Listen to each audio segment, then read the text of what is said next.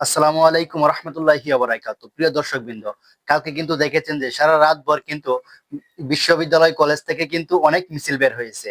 তার পাশাপাশি কিন্তু হিন্দু ভাই ছাত্র ভাইরা যারা রয়েছেন তারাও কিন্তু মিছিলে বের হয়েছিলেন। ডাবির জগন্নাথ হল থেকেও কিন্তু হিন্দু ছাত্ররা মিছিল নিয়ে বের হয়েছে ভারতীয় আধিপত্যবাদের বিরুদ্ধে। এই নিউজ বা এই ভিডিওটা কোনো টিভি চ্যানেল দেখাবে না, কারণ ঘৃণার যে একটি ঘাটতি বেশি, সেই কারণে হয়তো সেই নিউজগুলো সোশ্যাল মিডিয়াতে বা টিভিতে তারা দেখাবেন। আমি চাই আপনারা এই কথাটা মাথায় রাখেন যে বাংলাদেশে শুধু মুসলমানরাই ভারতের বিরুদ্ধে লড়াই করতেছে না, বাংলাদেশে যে হিন্দুরাও রয়েছে তারাও কিন্তু ভারতের আগ্রাসন আর সাম্রাজ্যদের বিরুদ্ধে রুখে দাঁড়ানোর জন্য প্রস্তুত। 5 আগস্টের আগে যেমন কোথাও হিন্দু মুসলমান ছিল না, এখনো বাংলাদেশে কোনো হিন্দু মুসলমান নাই। আমরা হাসিনারে পালাইতে বাধ্য করছি, আমরা মোদিরও একই সাথে প্রতিরোধ করব। যতবার আমার দেশ আমার মায়ের দিকে শত্রুতা চোখ তুলে তাকাবে, ততবার আমরা হিন্দু মুসলমান এক হয়ে মাতৃভূমি অথবা মৃত্যু স্লোগান বুক নিয়ে নজরুলের ভাষায় বলবো, হিন্দু না ওরা মুসলিম, এই জিজ্ঞেসে কোনজন,